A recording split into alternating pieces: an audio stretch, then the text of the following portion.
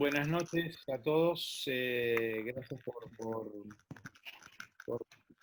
participar de este evento un viernes a las 18:30. Si bien estos días Silvio Rodríguez dice no hay absolución posible para el hombre, pero acá lo que tenemos es que no hay mucha distinción entre los lunes, los martes, los viernes, los sábados y los domingos, ¿no?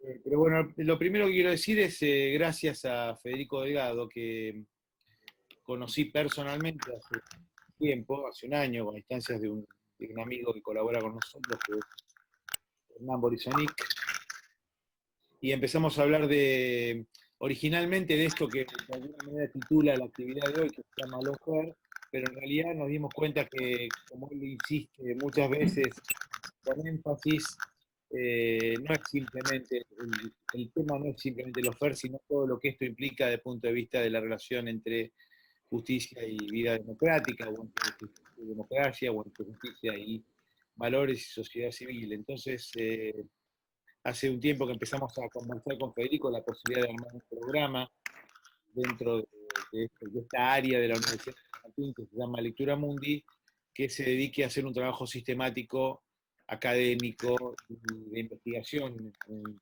cierto sentido sobre esta cuestión que efectivamente se ha demostrado no solo para la Argentina, sino para la región y buena parte del mundo occidental como un problema serio para efectivamente la vida democrática y para lo que pensemos el sentido de los dispositivos y de la justicia como servicio público para. Entonces, Federico es un personaje que ustedes conocen muy particular, es una persona que está dentro del sistema judicial haciendo un trabajo muchas veces en soledad, pero además es una persona inquieta intelectualmente y muy responsable y muy profunda en los temas que aborda. Para nosotros es un gusto que él haya querido sumarse a un equipo de trabajo en la Universidad de San Martín. Básicamente este espacio donde nosotros, desde donde nosotros estamos emitiendo o anunciando este discurso, que es un espacio muy transversal de la universidad, no es una unidad académica, no es un espacio donde se forman estudiantes de una carrera en particular, sino que efectivamente es un espacio que convoca a distintos y a muchos de los saberes que circulan por la universidad, básicamente porque tenemos como objetivo, por eso se llama Lectura Mundi, promover e interpelar al propio espacio académico de la universidad desde una perspectiva política, para decirlo muy rápidamente. O sea, teniendo presente el carácter político de buena parte de las cuestiones que abordamos como institución pública cuando formamos a los profesionales, cuando hacemos investigación o como es el caso muy intenso en la práctica cotidiana de la Universidad de San Martín, cuando trabajamos en el territorio que rodea a la universidad, que es un territorio muy emblemático, muy particular. Si no conocen San Martín, San Martín fue originalmente la capital nacional de la industria, fue, digamos, una zona de oro para la industrialización de los años 50 en adelante, luego llegó la dictadura y después el golpe de gracia de los años 90, y nunca más se recuperó, digamos, estas semanas que en un curso que damos con otros amigos hablamos de la teoría social de Marx.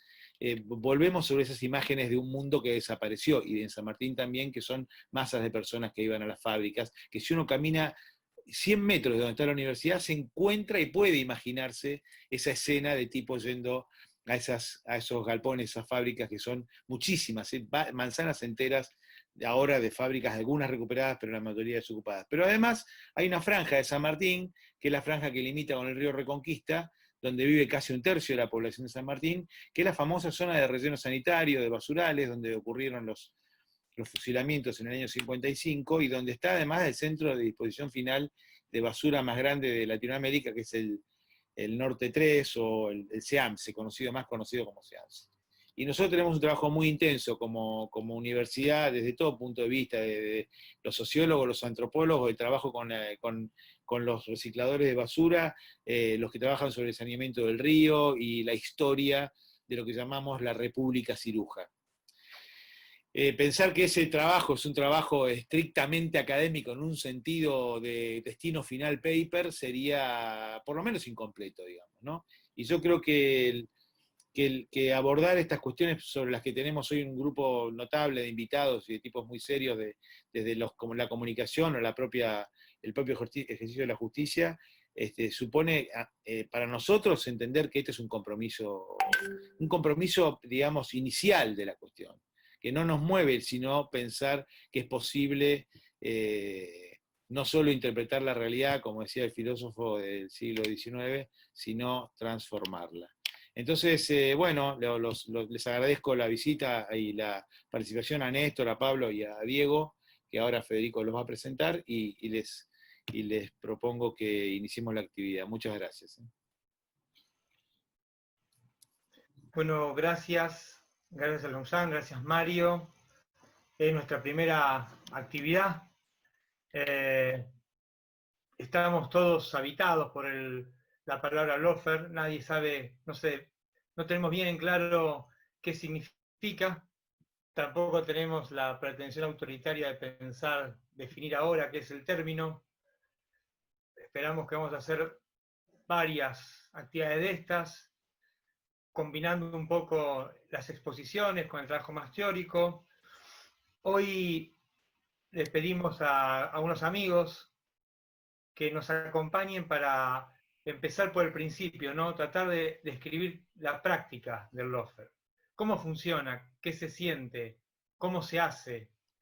Y elegimos 3 invitados en particular porque nos parece que de diferentes lugares van a aportar cosas interesantes que son invisibles para el gran público, pero que son decisivas para el final de lo que es el loafer, que digamos para trabajar con una idea general podríamos decir que significa que la justicia invoca la ley para hacer cosas que están fuera de la ley.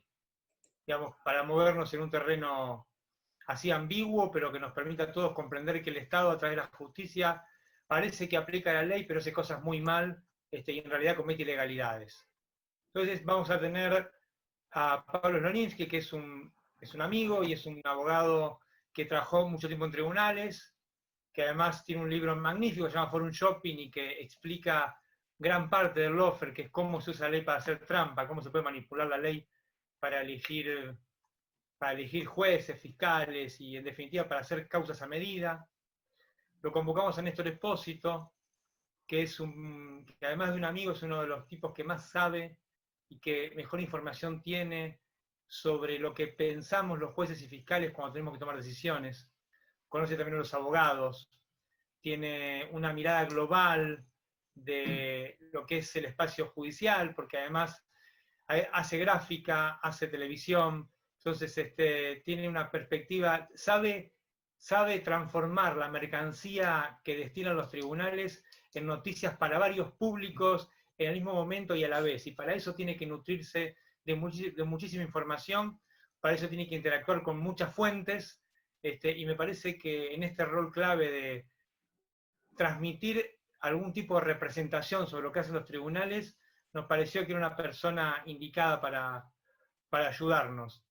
Y Diego Pérez es otro abogado que trabajó mucho tiempo en tribunales, que trabajó en algunos lugares muy emblemáticos, que trabajó en lo que es la instancia de instrucción, que es donde se hacen los cimientos de los procesos penales, pero también trabajó en la parte de los juicios orales, que es donde a la gente se le dice si va en cana o no va en cana, si es culpable o inocente. Y además tiene muy buena preparación teórica y también últimamente participó de casos que todos por televisión estuvimos mirando, y nos gustaría conocer qué siente un defensor cuando tiene que enfrentar al sistema judicial en condiciones de adversidad, pero no de adversidad por una cuestión técnica, sino de adversidad política, de adversidad por arbitrariedad o por manipulación.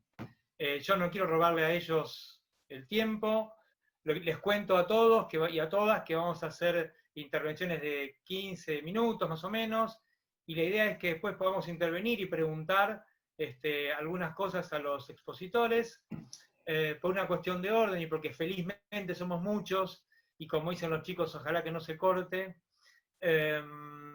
vamos a hacerlas a través del chat, vamos a ir escogiendo algunas y el tiempo que podamos y que los expositores puedan, algunas preguntas vamos a hacer. Así que arrancamos con Pablo Sloninsky, y a ver qué nos puede contar de su experiencia en la hechura del Lofer. Bueno, muchas gracias, Fede, muchas gracias a todos los que están participando del chat. Buenas tardes para todos.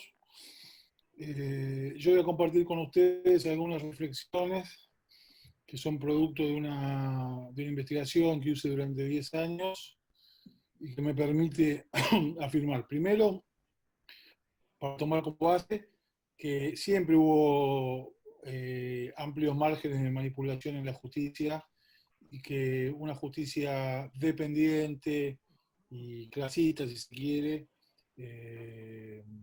existe en nuestro país desde hace muchísimo tiempo, desde el retorno de la democracia.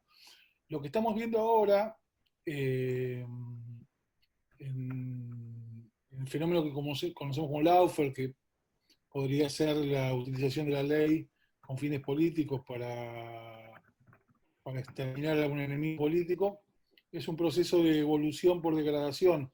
Justo esta conferencia para mí coincide con el punto más bajo, o más alto, si se quiere, depende de dónde se lo mire, de la violación de los derechos más elementales que tiene que garantizar el Estado, que es la aparición de micrófonos en los ámbitos carcelarios donde se reúnen los presos con los abogados. Me cuesta imaginar algo más, más antidemocrático que eso. En todos estos procesos de manipulación de la justicia tenemos muchísimos personajes, no solo los periodistas, jueces y políticos. Tenemos a los fiscales, a los defensores oficiales, a los abogados en un rol destacado, la policía, los servicios de inteligencia, los miembros del Consejo de la Magistratura y lamentablemente las universidades, que con su silencio en algunos casos, su colaboración para inflar currículums de gente que por la suya no puede conseguir ningún antecedente de mérito, colaboren para que esta práctica crezca cada día más. Yo creo que recién decía el señor Greco que esta temática excede el ámbito de interés de los estudiantes de Derecho. Yo no puedo menos que coincidir. Para mí, todo esto que estamos contando se inscribe dentro de la rama de la literatura fantástica. Digamos, en el caso concreto es para guionistas. Si uno ve una serie de Netflix, muchas de las cosas que pasan en los tribunales se reflejan en las series. Con un grado de detalle y de precisión asombrosos.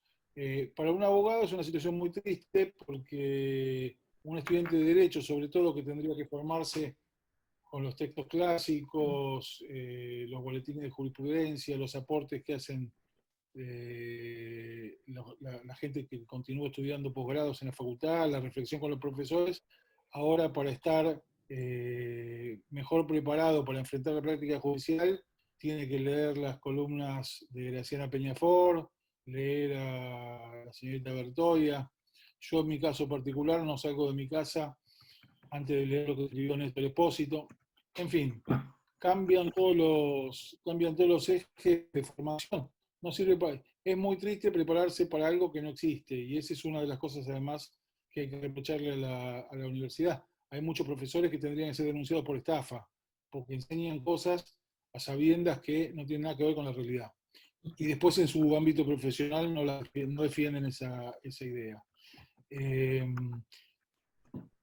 la perspectiva judicial, para mí, la práctica del lawfare nos enfrenta, mejor dicho, requiere para ser plasmada la utilización perversa de distintas herramientas procesales. Nosotros hemos visto la duplicación de denuncias, el abuso con todo cuanto se vincula con las que se vinculan con conexidades, con incompetencias, especulación temporal, etc. El último caso también es una novedad absoluta en el ramo, es una decisión, yo no voy a contar caso por caso de los que tengo porque estaríamos 6 horas. Hay una decisión que tiene algo de creativo, que se dio en la causa del memorándum. La causa del memorándum es un vademecum de la trampa, ¿no? desde su inicio hasta el día de hoy. Donde una persona, luego de un proceso muy extenso, en la cual nunca fue convocada como imputado, se la convoca como imputada, me estoy refiriendo al caso del señor Noble, que era el director de Interpol, se la convoca como imputado en un nuevo proceso totalmente intempestivo, al solo efecto de evitar que esa persona declare como testigo en un juicio oral.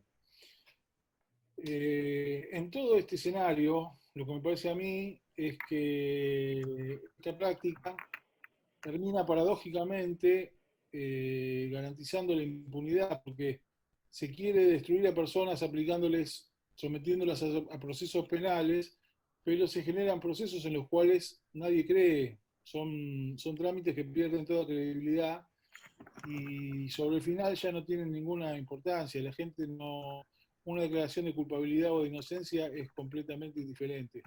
Todo este proceso de impunidad que se genera, yo le voy a pedir a Federico después que me gustaría su mirada sobre esto. Federico escribió un libro, se llama República de la Impunidad y trata sobre todos estos temas. Insisto, con la causa de los cuadernos, con bueno, la causa del memorándum, con la causa que lleva adelante el doctor Ramos Padilla, del señor D'Alessio y su banda, pudimos conocer montones de trapisondas que hacen los abogados y los jueces para avanzar irregularmente en un proceso. Estamos hablando de acciones dirigidas, conseguidas a cambio de presión, prisiones preventivas arbitrarias, hostigamiento a los abogados, el caso de D'Alessio, un tráfico de información reservada,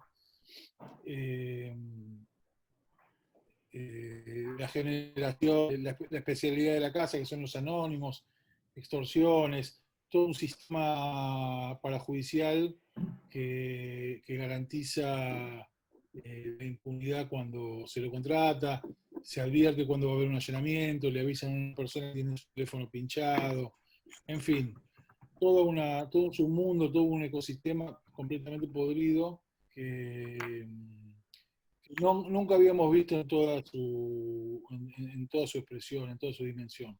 Digamos, incluso los abogados más experimentados se ven sorprendidos por esto. Todos los días aparece alguna cosa nueva.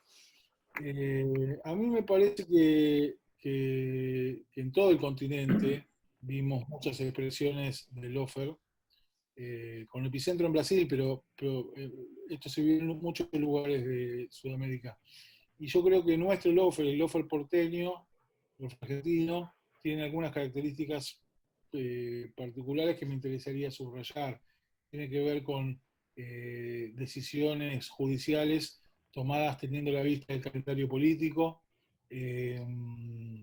la criminalización de todo acto de gobierno y a toda la línea administrativa que participó en el mismo. Bueno, el abuso de las prisiones preventivas, la actuación coordinada de instancias judiciales que debieran caracterizarse por actuar de manera independiente, traslados a dedo para cubrir vacantes en los lugares clave y hostigamiento a funcionarios judiciales que se consideran disidentes o rebeldes. Yo creo que tenemos un escenario muy preocupante. Para mí es obligación nuestra contarle esto, sobre todo a los chicos que están estudiando. Y para cerrar mi exposición, me gustaría decir que tengo mucha expectativa en la reforma judicial que anunció el presidente. Me parece que los nombramientos, algunos nombramientos que se hicieron, estoy pensando en Cristina Camaño en la AFI, estoy pensando en Daniel Rafecas como candidato a ser Procurador General de la Nación, María Laura Garrigós como interventora del Servicio Penitenciario Federal, son buenos indicadores. Me parece que hay que hacer una reforma judicial inmediatamente, que tenga como objetivo primordial evitar la concentración de poder y sobre todo que revise los procedimientos cuasi mafiosos del Consejo de la Magistratura, métodos que invitan a la conspiración permanente y esto sobre la base que está científicamente comprobado que todos los candidatos, los aspirantes a jueces que pasan por ese proceso, llegan al final sin ningún margen de independencia propio. Entonces, me parece que el panorama es horrible, que es cada vez peor. Y bueno, me gustaría mucho también escuchar a Diego Pejajovic, que ostenta el opinable privilegio de ser un sobreviviente de Bonadío. Así que esto era por lo menos Es un rasgo lo que dudosísimo quería compartir hoy con privilegio. ustedes. Lo que quería compartir hoy con ustedes. Muchas gracias por escucharme. Bueno, gracias Pablo, gracias de verdad. Habíamos pensado que siga Néstor Espósito y que nos cuente un poco la perspectiva para salir del palo tan abogadil, que nos cuente la perspectiva de un trabajador de los medios de prensa con mucha experiencia. A ver qué nos puedes contar, Néstor, de cómo le llega a la gente el producto judicial, cómo les llega a ustedes, que son los mediadores, qué hacemos nosotros para tratar de, los judiciales, digo, para tratar de recortar los hechos, y como dicen ustedes, de operarlos, y cómo hacen los medios también para tratar de explicar a la gente que a veces una pizza es una manzana. Adelante. Bueno, buenas tardes, noches, gracias por la invitación. Los periodistas somos actores centrales en lo que se conoce como lawfare. Actores centrales porque sin nosotros es muy difícil que una causa armada cause el efecto en la sociedad para el que está pensada. Más allá de pensar el lawfare como el armado de una causa para perjudicar a un enemigo político, personal o lo que sea, el objetivo secundario, o no tanto, es incidir en la opinión pública, que hace mucho tiempo ha dejado de ser tal, y que ahora responde al concepto poco más afiatado de opinión publicada. La opinión se formatea, se malea, y de alguna manera el lawfare contribuye a esto. Para hablar de la función del periodista en relación con el lawfare, es necesario introducir un concepto que nosotros manejamos todo el tiempo, pero que no se entiende muy bien a nivel del común de la gente, que es el concepto de fuentes. Las fuentes de información, cuando un periodista le dice fuentes bien informadas, por lo general está hablando de un invento, porque las fuentes bien informadas son las fuentes que uno puede identificar. Por eso es que muchas veces recurrimos antes a los fallos, a los documentos, que a las personas que cuentan cosas bajo la condición de que no se revele su identidad. Es una práctica, una mala práctica periodística, y aquí nos metemos en un camino del que vamos a tratar de desarrollar y desandar en los próximos minutos.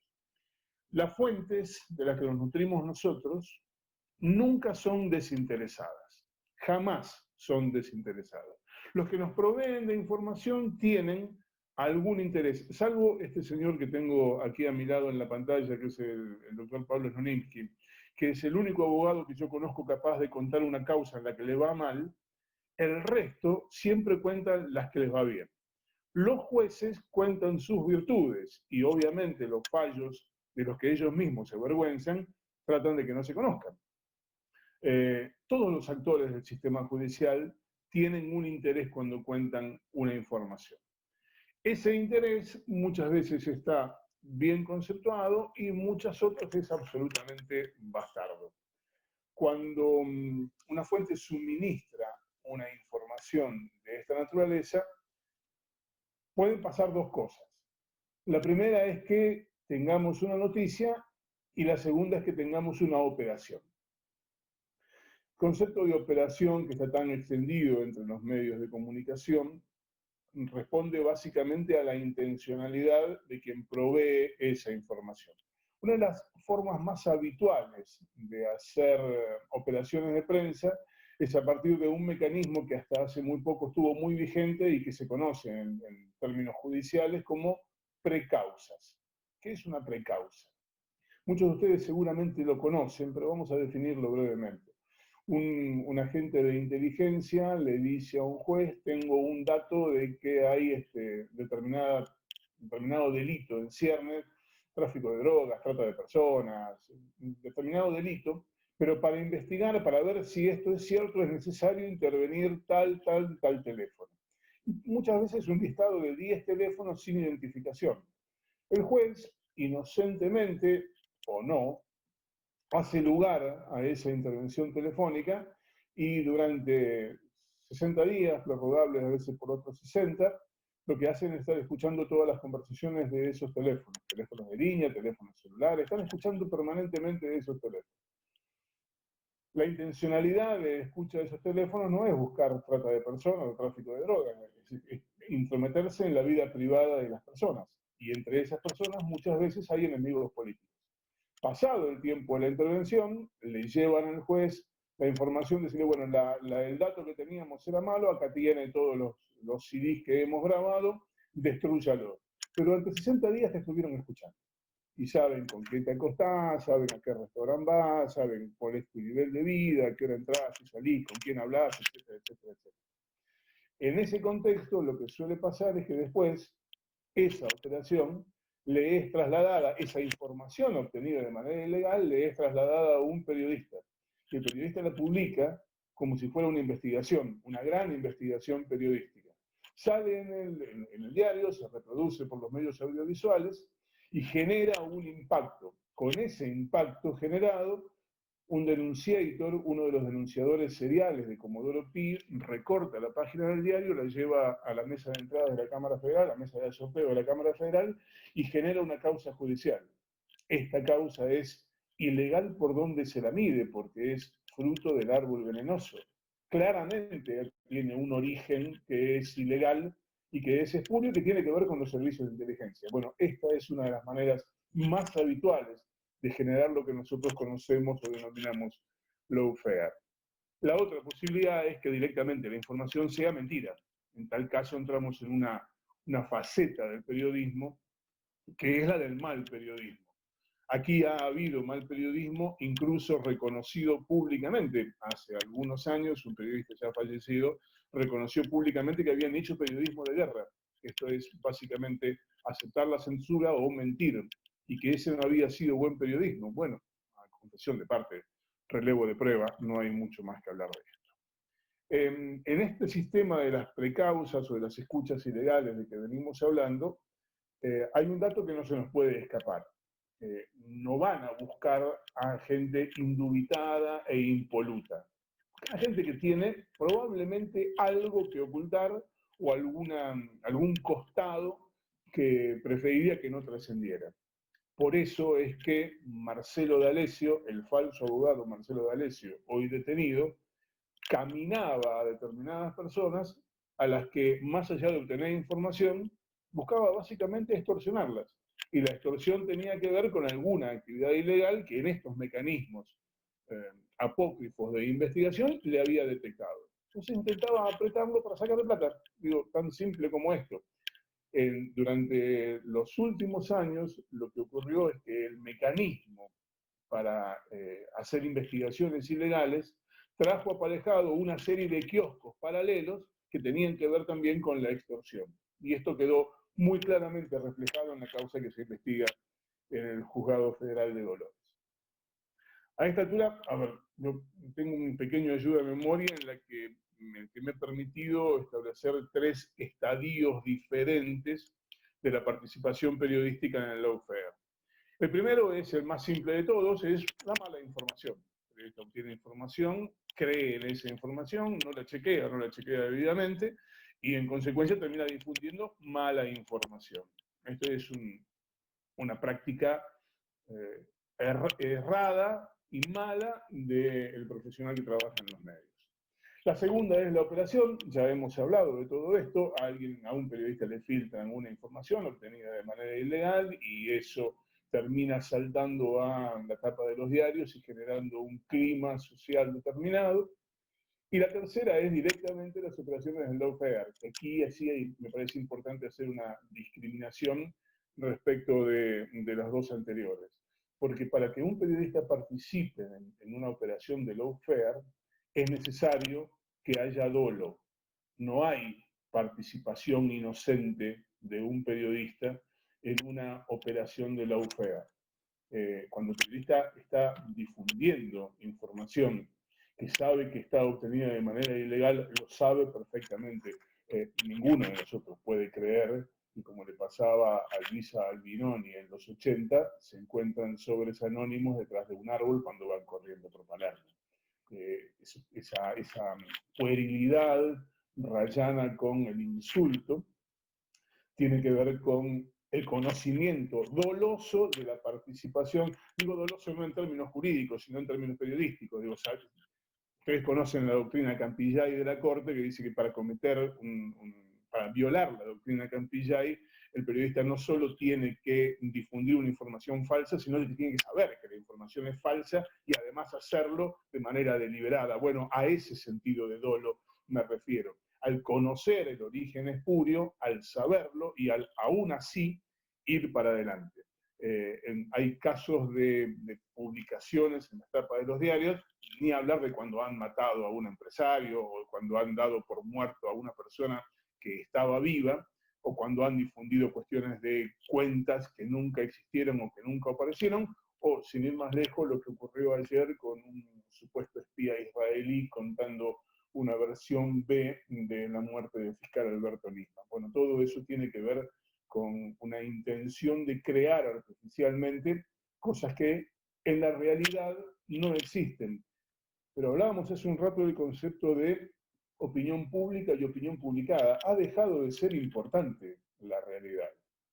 La realidad ya como elemento con el cual trabajamos nosotros no tiene mayor significancia.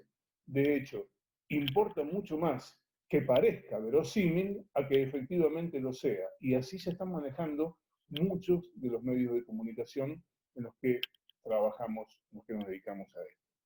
Yo quiero cerrar esta breve exposición haciendo una diferencia respecto de quienes se someten a este mecanismo de lawfare en relación con los que ejercen dignamente la profesión de periodista. La mayoría de ellos probablemente ustedes no los conozcan porque tienen un nivel de exposición muy bajo, porque son laburantes del periodismo, porque se pelan el traste buscando información y sobre todo porque tienen la valentía de decir no. Y ese decir no, por lo general, les termina generando trastornos en su proyección, en el futuro de sus carreras, en el desarrollo y en la evolución. Pero hay, y los hay muchos, y muchos de ellos trabajan con noticias judiciales, con información judicial, y los pueden observar caminando los pasillos de los tribunales todo el tiempo, sin necesidad de aparecer en el estrellato televisivo, ni que les manden grandes regalos para el Día del Periodista, ni que les pidan autógrafos por la calle. Ahí, en esos verdaderos anónimos laburantes del periodismo, reside la mínima cuota de esperanza que, como decía Pablo Nonigi recién, todavía tenemos respecto a lo que se viene por el futuro. Si no fuera por ese bastión que todavía resiste, probablemente habría que bajar la persiana y dedicarse a otra cosa. Gracias por la invitación. Muchísimas gracias, Néstor, de verdad, muchas gracias. Los que tienen preguntas vayan escribiéndolas, así las vamos mirando. Mientras tanto, bueno, Diego, por favor, a ver qué tenés para contarnos.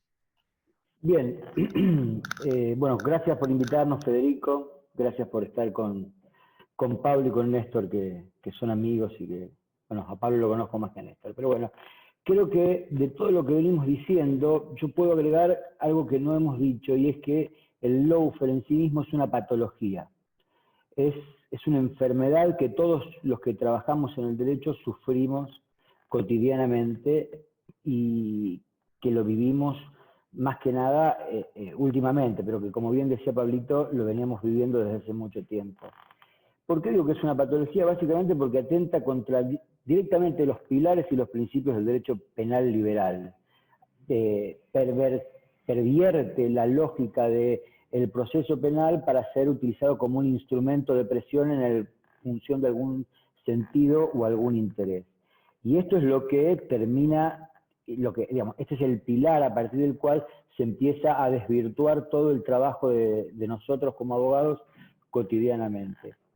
A ver, todos sabemos obviamente que el Poder Judicial fue diseñado para abordar los conflictos y solucionar conflictos, ya sean penales, ya sean comerciales, o sea, de cualquier naturaleza. Y en el caso del lawfare, ese destino se termina de transformar, se divorcia de este fin que todos estudiamos en la facultad, que tiene el proceso penal, y lo convierte al proceso en una suerte de herramienta que termina sirviendo para, como bien decían antes, para aprietes, para operaciones, para responder a unos intereses que no tiene. Y en esto es algo que yo, cuando vos me invitaste a participar en esta charla, me quedé pensando cuál es la lógica de todo esto. Y es en dónde se esconde el lawfare. Y el lawfare se esconde básicamente, o el lawfare, el interés y la importancia de que le están dando al lawfare en su utilización habitualmente, y últimamente radica en que se esconde en la independencia de los jueces. ¿Por qué? Porque vos ves que como los intereses particulares que mueven el proceso penal dejan de ser la ley, dejan de ser las normas, dejan de ser la búsqueda de la verdad material del proceso para ser elementos que dan respuesta a intereses particulares. Y estos intereses particulares en general nunca disfrutan de estar pristinamente al alcance del público, siempre prefieren esconderse. Y para esconderse se esconden dentro de los pilares de la decisión judicial, que es la independencia y la imparcialidad. Entonces, utilizan el proceso penal y utilizan lógicas del proceso penal, como son la independencia y la imparcialidad, para esconderse y para desde ese lugar generar, como bien decía Néstor, una opinión pública o una opinión publicada que sirva a un interés perverso. Se pervierten de esta forma las garantías, se pervierten cada uno de los pasos procesales. Nosotros nos encontramos cotidianamente con estas situaciones en las cuales medidas de prueba dejan de ser un paso más en el proceso y pasan a ser grandes eventos en los cuales aparece una decisión que ya está preasignada. Vemos, por ejemplo, para citar un ejemplo, vemos como, por ejemplo, la búsqueda de fondos no es tan importante como publicar a una persona haciendo pozos en la Patagonia en busca de un botín de dinero. Y vemos como un simple allanamiento, que es algo que habitualmente pasa en los tribunales penales, pasa a ser un show mediático donde nos encontramos frente a todo este tipo de cosas. Y en lo cotidiano es buscar, la lógica de todo esto, porque vemos cómo, por un montón de razones sociológicas, históricas, incluso hasta políticas, vemos cómo el lawfare termina convirtiéndose en otro elemento más de una guerra política. Y ahí es donde vemos cómo aquellos que denunciamos el lawfare en estos últimos años, o aquellos que entendemos como el lawfare como una patología, somos situados dentro de un estrato político que probablemente lo estemos, pero que forma parte de una discusión cotidiana que no es la esencia de lo que venimos hablando. Acá nosotros cuando empezamos la facultad, cuando seguimos la facultad, cuando yo entré a trabajar en tribunales hace muchos años, lo que uno admiraba era la lógica del proceso penal. Uno entendía o disfrutaba de estudiar las bases, estudiaba la estructura del proceso penal, las garantías constitucionales, y vemos cómo en lo cotidiano esto termina siendo una engaña pichanga, porque lo que eran antes garantías ahora son excusas para hacer determinadas cosas. Lo que eran principios jurisprudenciales dejan de ser principios jurisprudenciales y se va segmentando el análisis de las conductas y se va segmentando el proceso penal de tal forma de utilizar cada una de estas pequeñas partes en las cuales se parte el proceso en pos de algo distinto, que es la búsqueda de la verdad. Me vienen a la mente millones de situaciones que uno vive, no solamente desde estos años, desde muchísimos años atrás, Pero básicamente esta es la lógica de todo lo que nosotros venimos sufriendo, es la perversión de las garantías constitucionales en situaciones que no tienen que ver solamente con la Constitución, sino que tienen que ver con intereses de operadores que puede ser desde afuera del proceso o puede ser desde adentro de los tribunales, mueven su accionar no en función de lo que va dictando el proceso, sino en función de lo que va de un interés distinto, a veces político, a veces económico, a veces personal. Pablo me decía que yo era un sobreviviente y sabemos bien que en muchos casos también las persecuciones son personales sin que tengan que ver con algunas cuestiones meramente políticas, pero básicamente entiendo que el meollo de la perversión se esconde en cómo van cooptando nuestras garantías constitucionales y las van desvirtuando en función de otros intereses. Después discutiremos cuáles intereses, pero básicamente lo que uno termina viviendo es el reino de la coyuntura, donde no hay más líneas grandes jurisprudenciales, sino pequeñas coyunturas que justifican a los operadores del sistema judicial a moverse en tal sentido o en tal otro sentido. Y esto es básicamente desde el lugar de abogado lo que uno sufre todos los días. No sé si es el momento ahora, pero empezar a contar anécdotas en cuanto a las cosas que uno sufre cotidianamente es hasta risueño, irónico, las cosas que nos han ido pasando. Pero bueno, esa es un poco la introducción que yo quería darles.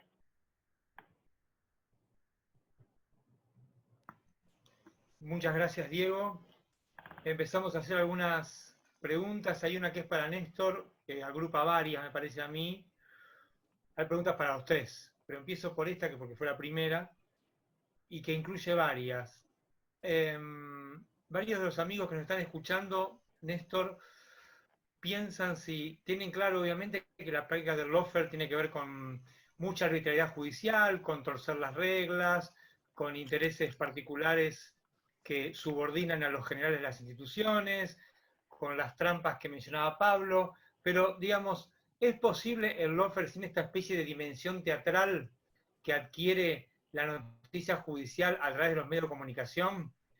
Y al interior de esa pregunta, otra. ¿Es posible para el laburante, para el periodista que trabaja para grandes empresas, hacer una línea de distinción entre lo que es tu trabajo personal y por ahí lo que te puede llegar a cercenar el propio interés de la empresa, que en definitiva es tu empleador? No sé si se entiende. Por un lado es la dimensión teatral y por el otro lo que sufre el tipo que labura. Está clarísimo y es buenísima la pregunta. La exposición teatral es necesaria y es parte del lawfare, parte inescindible del lawfare. No tendría demasiado sentido, es como hacer un gol y no gritarlo. Hay una manifestación que tiene que ver con la repercusión de eso, que necesariamente el lawfare no está pensado solamente para meter a un enemigo preso. El lawfare está pensado para causar generar un estado de opinión, un estado de sensación, por el cual todos estemos convencidos de que fulano de tal es culpable o fulano de tal es inocente, independientemente de lo que haya en el expediente y mucho más, independientemente de lo que haya en la realidad. De modo tal que esa teatralización necesita obligatoriamente de la participación de los medios para hacer caja de resonancia. Un lawfare sin periodistas o sin medios de comunicación que lo difundan, contaría solo una parte pequeña del objetivo global. De hecho, recordemos brevemente, muchos de nosotros supusimos hace no tanto tiempo que el padre de un ministro de Educación y candidato a jefe de gobierno en la ciudad de Buenos Aires trabajaba para la empresa de Sergio y Pablo Joclender, y el hombre ni siquiera había pisado ni siquiera la vereda de enfrente. Exactamente. Y eso fue un trabajo de lawfare periodístico, que no judicial, porque de hecho una causa judicial que terminó en la nada, y generó un impacto, y ese impacto terminó incidiendo en el resultado de unas elecciones. Yo no sé qué hubiera pasado, es contrafáctico, pero terminó incidiendo. Y la otra cuestión era, repetirme, Fede. Era tratar de ver si es posible distinguir la responsabilidad del periodista, del laburante, del trabajador, con respecto al corset que supone el ejercicio lo que ejercen las empresas. Sí, los periodistas, sobre todo los que vivimos de nuestro trabajo, no somos los medios para los que trabajamos. Esta es la primera diferenciación. Nosotros no somos los medios. Pero también es cierto que el principal teórico de la comunicación con el cual nos formamos los periodistas de mi generación, los que estudiamos, claro, que es don Marshall McLuhan, básicamente decía aquel concepto de que el medio es el mensaje. Entonces el medio necesariamente representa un mensaje. Cuando pongo determinado canal de televisión, sé con lo que me voy a encontrar y sé con qué periodista me voy a encontrar ahí, que por lo general tienen afinidad. Pero los periodistas no somos el medio para el que trabajamos. Y insisto en lo que decía sobre el final de la exposición anterior. Muchas veces esa capacidad y ese coraje para decir que no termina costando muy caro. Termina costando desempleo, termina costando penurias personales, persecuciones en algunos casos y segregación, pero los periodistas tenemos la posibilidad, hay que ver si tenemos las ganas y la autosuficiencia de decir que no. Clarísimo. Tengo una para Pablo y para Diego, que digamos también incluye varias. Lo que estoy haciendo esta tarde, hay muchas preguntas, las trato de compatibilizar. Muchos amigos preguntan por qué pasa, qué rol tiene el Consejo de la Magistratura en lo que tiene que ver con la designación de los jueces, con el control de los jueces y con eventualmente con echar a los jueces que hacen mal su trabajo. Yo metería también la pregunta del Ministerio Público Fiscal, porque los fiscales tenemos los mismos problemas, y entonces sería eso, ¿no?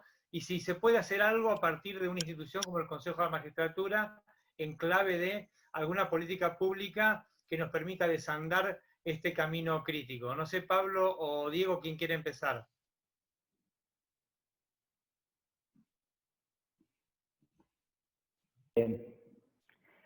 A ver, estás hablando, Pablo, parece que estuvieras haciendo... Activa el micrófono, Pablo. Sí. Bueno, empiezo yo mientras Pablo arranca. A ver, el problema es que el Consejo de la Magistratura está diseñado de tal forma de generar una interacción política y una interacción conceptual, y una concepción en el análisis de quiénes van a ser los candidatos a jueces. Y la verdad es que ahí forma parte de la misma patología, porque vos ves que así como el lawfare responde a intereses, el Consejo de la Magistratura se replica lo mismo que en los tribunales. Hay muchos expedientes en el marco del Consejo de la Magistratura que también están inspirados en intereses. Hay persecuciones. A ver, hace unos días vimos cómo archivaron la causa de Alejo Ramos Padilla, que había sido denunciado hace un año cuando empezó la causa de D'Alessio. Con lo cual, yo creo que ahí suena grandilocuente decirlo, como sociedad nos tenemos que dar, pero lo cierto es que hay que hacer una discusión muy honesta en cuanto a cuál es la forma que tenemos de elegir jueces en la Argentina y cuál es la forma que tenemos de juzgar el accionar de los jueces. Porque sin llegar a las sanciones administrativas, lo cierto es que no hay nadie que juzgue a los juzgados en función de su productividad, de la calidad de sus sentencias, de la velocidad de sus procesos. No hay ningún mecanismo ni ningún resorte que esté orientado a eso. Con lo cual, no solamente es la misma patología la que se sufre en los tribunales, que se replica en el Consejo de la Magistratura, sino que forma parte de una discusión muchísimo más amplia, en la cual hay que empezar a entrar, digamos, con honestidad y con mucha fuerza, porque hay muchos intereses en los cuales nos vamos a enfrentar. No sé qué opina Pablo de esto. que está. ¿Ahí se me escucha? Sí, perfecto. Te escuchamos. Digamos, el Consejo de la Magistratura está mostrando una actividad que es exactamente la contraria a la que le dio razón de ser. En estos últimos años pudimos ver con sorpresa que todas las instancias que se vinculan con la designación de un juez están signadas por la trampa. Hay trampa a la hora de rendir un examen. Hemos visto, sin margen para las dudas, candidatos o aspirantes que contaban con el tema del examen antes del momento de rendirlo. Hay trampa a la hora de computar antecedentes. Hay trampa a la hora de elegir los jurados. Y sobre todo hay una entrevista final con contornos difusos, que es la que en última instancia acomodar aquellos candidatos que son los elegidos por el poder para lograr cargos judiciales. Todo eso me da mucha tristeza porque hay mucha gente que tiene elección legítima de acceder a la magistratura y no están dadas las condiciones para que una persona decente hoy en Argentina sea nombrada juez. En lo que hace a la institución de magistrados, tenemos la experiencia patética que es la institución del doctor Freiler. A mí siempre me dice mi señora, que no está acá, que en una fiesta swinger vio movimientos mucho más prolijos que en lo actuado por el Consejo de la Magistratura para destituir a Freiler. Es una pregunta que se impone. Una actuación completamente promiscua y que no tuvo nada que ver con lo que haya hecho Freiler o no para merecer ser destituido. Siempre llama la atención, además, que el único patrimonio que llama la atención del Consejo de la Magistratura es el del funcionario díscolo, ¿no? Pero bueno, yo la veo horrible para el Consejo de la Magistratura. Bien. Hay muchas personas que básicamente se enganchan con el tema de la designación de jueces y la voy a abrir para los tres porque me parece que es un tema.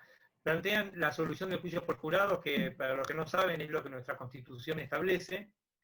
Por alguna razón de política legislativa o nadie quiso implementar esa política pública hasta hoy, significa que al menos en algunos delitos los ciudadanos, los pares, juzguen a otros pares.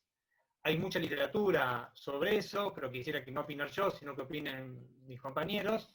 Solamente hay una persona que plantea la elección popular de los jueces, y ahí la verdad que, más allá de lo que piensen ustedes, amigos, que les traslado la pregunta, quiero decir algo que una vez en una discusión muy fuerte tenía Zaffaroni con algunas personas que planteaban la elección popular de jueces, y es verdad que tiene un componente democrático muy bueno, pero a mí Zaffaroni me dejó siempre pensando, porque dijo que competir en una elección supone una campaña supone dinero, y ojo, porque las campañas hay que financiarlas.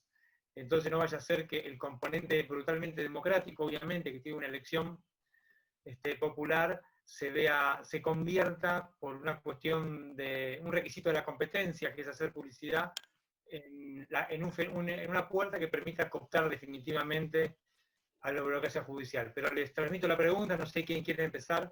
¿Sería juicio por jurados y cómo designar magistrados de una manera mejor? Pablo. Sí, yo respecto del juicio por jurados quiero decir dos cosas. La primera es que me parece claro que pese a estar contemplado en la Constitución Nacional, ya que están dadas todas las circunstancias para que se implemente, es una alternativa poco atractiva para la corporación judicial, porque le quita a los jueces la potestad de decidir, digamos, le quita una herramienta central de su poder. Y después yo siempre pensé que los juicios por jurado no terminarían nunca, porque el jurado está compuesto por gente normal, y cuando la gente normal hace en tribunales, tiene un impulso primitivo de salir corriendo. Yo imagino a todos los integrantes de un jurado escapándose por la puerta de atrás de Comodoro Pi, apenas conocen a los jueces. Eso pienso. A ver, a mí me Néstor. parece... Diego. No, a ver, yo creo que la discusión en sí mismo es ociosa, perdón. ¿Por qué? Porque lo cierto es que el juicio por jurados está en la Constitución desde hace 150 años. Entonces, que estemos 150 años más tarde discutiendo respecto de una cláusula constitucional que establece específicamente esto, es como una muestra de la patología. A ver, yo creo que para aplicar el sistema de juicio por jurados hay que preparar muchísimo algunas cosas y algunas instituciones que en este momento no tienen la capacidad de hacerlo. Pero creo que es una demanda constitucional y es inopinable, porque no podemos seguir discutiendo sobre si queremos lo que la Constitución quiere, dice o no dice. Eso por un lado. Y por otro lado, hay otra parte de esta discusión y es por qué hasta ahora, yo he escuchado charlas de jueces hablando en relación a la experiencia, creo que es de Neuquén, donde ya empezó a haber un poquitito de juicio por jurados, donde estaban escandalizados. Y si uno veía esa charla y veía esa discusión, era un conjunto de personas defendiendo su ámbito de poder. Y esa es la sensación que a mí siempre me quedó en relación a por qué no se aplica el juicio por jurados. A ver, hay una Constitución que dice que tenemos que aplicar el juicio por jurados. Formemos a la gente de tal forma de hacer lo que la Constitución dice. Si no, vamos a seguir siempre dando vueltas alrededor de esta engaña pichanga de qué norma quiero aplicar y qué norma no.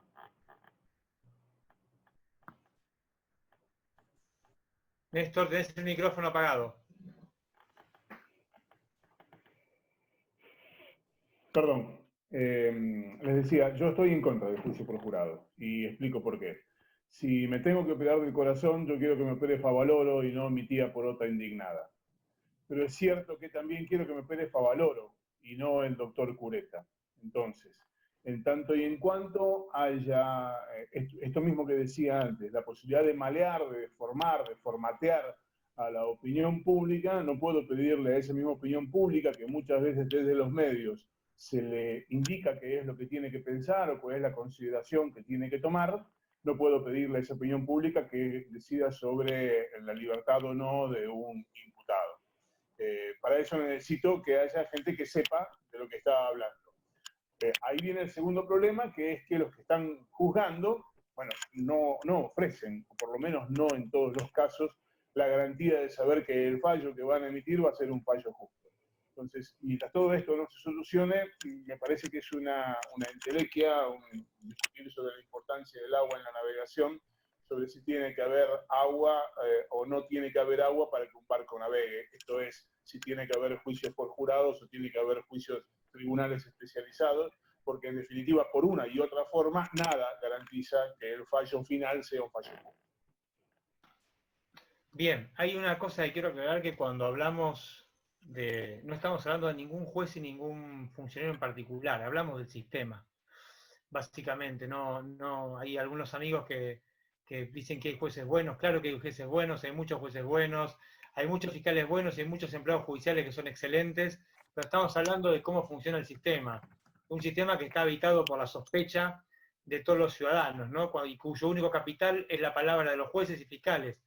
Naturalmente que tiene una crisis, a pesar de que hay muchas buenas personas, en su conjunto algunas cosas evidentemente no están funcionando. Tengo una pregunta, tengo varias preguntas que son una, y que tiene que ver con, bueno, obviamente hoy estamos hablando del lawfare como práctica, ¿no? Y en tanto práctica interfieren en la administración de justicia algunas personas, o algunas instituciones, algunas corporaciones, que de alguna manera se cuelan dentro de los tribunales y que ponen su granito de arena y sus intereses y a veces sus recursos, no solo económicos, para, digamos, desarrollar una actividad que formalmente parece judicial, pero que sustantivamente es un proceso por ahí de disciplinamiento, de cosificación, de humillación o de mancillar el buen nombre y honor de las personas. La pregunta es si sería algo así como que, desde la perspectiva que ustedes han tenido en su actividad práctica, ¿cómo percibieron, cómo sufrieron o cómo podrían describir qué son las interferencias del poder económico, de los servicios de inteligencia, del poder ejecutivo, de la dirigencia política en su conjunto, en fin, de actores que en principio deberían, si participan del proceso, deberían participar desde un plano legal y formal, pero que lo hacen de manera subrepticia y de algún modo a través de intersecciones que no están previstas en la ley? No sé quién quiere empezar. Pablo. Bueno, a mí me parece que las interferencias indebidas que aprovechan la porosidad de nuestro sistema judicial son o han sido por lo menos hasta ahora evidentes y determinantes. Nadie que haya estado 15 minutos en nuestro ambiente puede desconocer la incidencia en el nombramiento de los jueces, o por lo menos de las personas que van a ocupar los cargos más importantes. Lo mismo para la política y en cuanto incide en la toma de decisiones de los jueces, el periodismo presionando. Hace poco hubo una confesión de algún juez o de algún grupo de jueces en el sentido que acomodaban sus decisiones especulando con la repercusión periodística que éstas iban a tener, o incluso se habló de la justicia para tapar otra que los perjudicaba a ellos.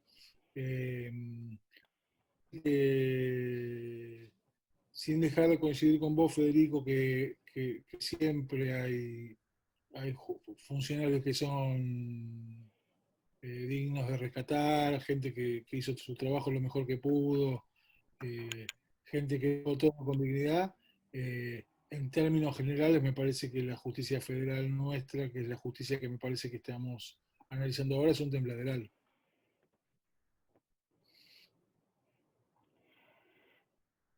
Y si la justicia... perdóname. No, dale. No, y si la justicia federal es un tembladeral, la justicia ordinaria de la provincia de La Plata es directamente, es tremendo. No quiero hacer comparaciones porque la verdad que es estar entre lo malo y lo pésimo, pero las experiencias cotidianas de injerencia en los procesos que uno ha tenido son pero frustrantes, indignantes. Me acuerdo te genera una indignación mayúscula. Llegar a una audiencia y cuando estás entrando, saber que se publique el resultado de lo que va a pasar. Me ha pasado esto. Y ahí uno ve que la injerencia política tiene una intencionalidad directa, porque uno sabe, digamos, desde dónde viene y dónde salen publicadas las cuestiones que van pasando y sabe a qué intereses responden. Entonces, la injerencia en algunos casos es cotidiana, lo he visto en causas de muchísimo renombre o de muchísima trascendencia estos últimos meses, en las cuales a mí me pasaba que casi cotidianamente llegaba primero la nota periodística que la cédula. O vos estabas caminando por los pasillos del Comodoro Pi y veías que salía un periodista y te decía, después te cuento cómo va a salir esto. Y se iba corriendo a publicarlo, y uno se quedaba pedaleando y haciendo... es un papelón, y es frustrante, y quedás pésimo con tu cliente, que supone que vos estás encima de las cosas, y cuando lo que termina viendo es que sale publicado primero en una tapa de un portal periodístico y después vos vas media hora más tarde y ¿qué pasó? Y hubo procesamientos donde salían los procesamientos y yo no tenía el procesamiento en mí mismo, y eran procesamientos de 678 páginas, con lo cual no era algo que se podía digerir fácilmente. Y eso uno lo vive y lo vivía cotidianamente. Pasa, esto que dice Diego pasa todo el tiempo. Digo, nos pasa todo el tiempo de llamar al abogado de una de las partes en un expediente para tratar de chequear una noticia y que el abogado se entere por nosotros de esa información. Pasa todo el tiempo. También hay que recordar respecto a lo que decía Pablo, de los criterios de selección del Consejo de la Magistratura, que hemos tenido jueces, claro, no habían pasado por el Consejo de la Magistratura, pero eso no garantiza nada, que hablaron de un derecho penal creativo, como si la creatividad estuviera puesta por encima de lo que dice una ley. Y hay una cosa que es cierto, las leyes siempre terminan diciendo lo que los jueces quieren que digan. Bueno, en este sistema de ambigüedad es muy difícil establecer un parámetro de solidez que nos permita confiar en que cada uno de los fallos que sale de ahí sea un fallo justo y sobre todo que sea un fallo independiente. Bueno, obviamente agradecerles a todos y a todas, en particular a los amigos que han intervenido. Nos quedan muchas cosas por trabajar, esperemos que la universidad, que podamos seguir en la universidad discutiendo estas cosas. Obviamente nos queda discutir la perspectiva de clase, que es una pregunta que fue muy recurrente en materia de LOFAR, porque hay LOFAR para ricos y para pobres, si lo pensamos como una práctica. Son preguntas que dejo para una eventual reunión. También subyace permanentemente el tema de la impunidad, cómo hacer para, qué relación tiene el LOFAR con la impunidad. Es una discusión que también podemos tener en otra ocasión. Y hay muchas preguntas para Néstor sobre, pero sería casi una clase de periodismo que tendría que darnos sobre cómo manejarnos con el on the record, cómo con el off the record, cuándo un off the record sí, cuándo un off the record no, pero eso me parece que tendríamos que algún día comprometerlo para que nos explique a todos un manual de buenas prácticas. Cuando quieran. Agradecerles a todos, de verdad, Mario, la gente que hizo posible técnicamente esto, los participantes. Gracias a todos, gracias a todas, y ojalá podamos seguir discutiendo estas cosas para mejorar nuestra vida pública, que es la vida de todos nosotros. Gracias.